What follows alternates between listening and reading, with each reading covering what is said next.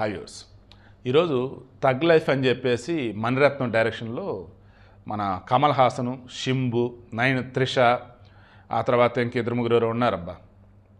వాళ్ళ రెమ్యూనరేషన్ చూస్తేనే దాదాపు 100 కోట్ల పైచిలకు వచ్చింది.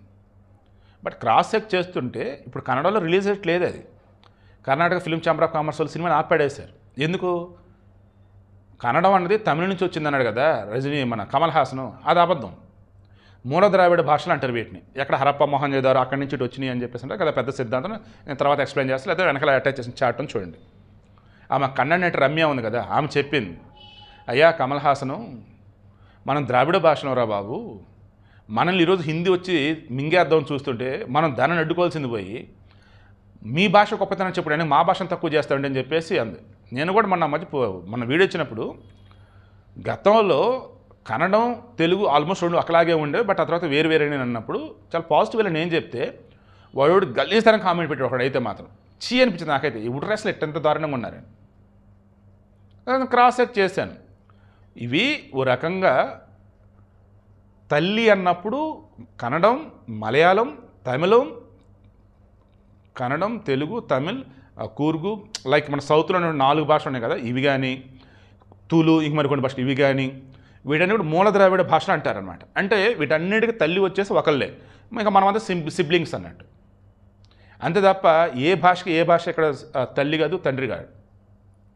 సో ఇది ఆమె ఎక్స్ప్లెయిన్ చేస్తే వెనకాల చార్ట్ కూడా అదే. అయినా సరే కమల్ హాసన్ ఏమంటాడు, నేను ఏ తప్పు చేయడం నేను క్షమాపణ చెప్పను అన్నాడు. కన్నడంలో వచ్చేసి మేము రిలీజ్ అయిన పోరా బాబు అన్నారు. రేపు 5వ తారీఖు రిలీజ్ కావాలి. సో నాకు తెలిసి మ్యాక్సిమం ఇంకా రేపు రిలీజ్ అంటే ఈ రోజు ఏమైనా క్షమాపణ చెప్తాడేమో చూద్దాం. క్షమాపణ చెప్పదే అంతే సంగతులు.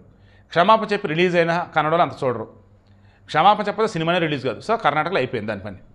నెక్స్ట్ తెలుగు, తమిళ్, మలయాళం, హిందీ ఈ వేళ వేసుకున్నప్పుడు మణిరత్నం గతంలో తీసిన సినిమాల పరంగా చూస్తే ఏది గీతాంజలి, తర్వాత వచ్చేసి ఆయన అద్భుతమైన సినిమాలు ఉన్నాయి కదా, నాయకుడు, బాంబే, ఆ సినిమాలతో పోల్చినప్పుడు రీసెంట్గా వచ్చినట్టు మన ఈ మధ్యనే వచ్చినటువంటి ఆ పొన్నియిన్ సెల్వన్ పార్ట్ 1 పార్ట్ 2 కానీ, రావణ్ అది కానీ, ఇలా చూసుకుని నాకు తెలిసి రీసెంట్ టైమ్స్లో మణిరత్నం హిట్ అంటే పెద్దగా ఏం కనిపించలేదు నాకు. అలా ఈ తగ్ లైఫ్ సంబంధించి క్రాస్ చెక్ చేస్తుంటే బజ్ క్రియేట్ అయింది లేదు, అండ్ స్టోరీ కూడా అంత గొప్పగా అనిపిస్తుంది జనాలకి. అంటే సినిమా రిలీజ్ అవ్వకుండా స్టోరీ ఏంటంటే మీరు అంటారా? ఆ ట్రైలర్ చూస్తే అర్థమైపోయింది కదా, అంత అనిపించట్లా.